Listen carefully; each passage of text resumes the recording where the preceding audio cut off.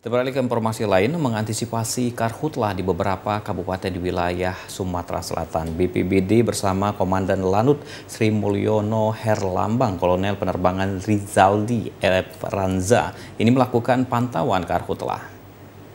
Pantauan karhutlah dengan menggunakan helikopter yang terbang di udara selama 3 jam.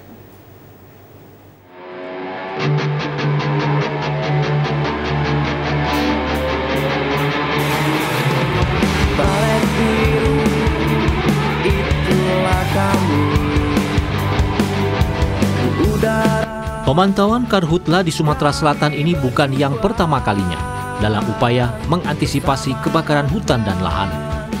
Pantauan karhutlah ini dipimpin langsung oleh Komandan Lanut Sri Mulyono Herlambang, Kolonel Rizaldi Efranza bersama BPBD Sumatera Selatan.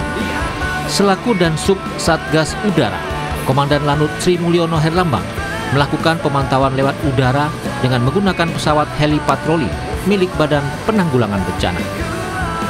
Pantauan di udara ini selama 3 jam dengan memantau hotspot di 9 lokasi, yaitu Banyuasin 3, Rantau Bayur Banyuasin, Kabupaten Paling, Rambang Niru, Muara Enim, Padamaran Ogan Ilir, Muara Kuang Ogan Ilir, Sungai Menang Ogan Kombring Ilir, Tulung Selapan Ogan Kombring Ilir, dan Pemulutan Barat Ogan Ilir.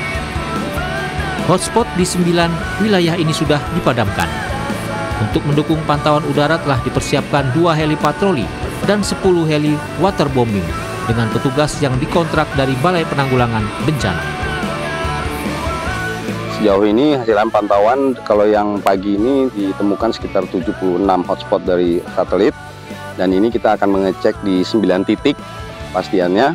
Baru setelah itu kita manajemen, misalnya di situ kebakarannya besar, kita kirim beberapa heli waterbombing untuk mengatasi kebakaran di sana. Kalau kecil mungkin 1 heli cukup. Krunya sendiri dari berbagai perusahaan yang dikontrak oleh BNPB.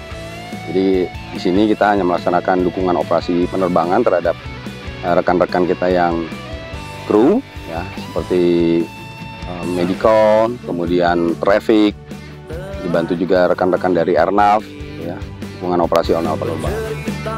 Kegiatan pantauan udara karhutlah di Sumatera Selatan ini lebih baik dari tahun kemarin dalam mengupayakan keselamatan masyarakat di Sumatera Selatan, dan ke depan diharapkan dapat mengantisipasi kebakaran hutan dan lahan di wilayah yang dinilai titik rawan hotspot. Tim Liputan TVRI Sumatera Selatan melaporkan.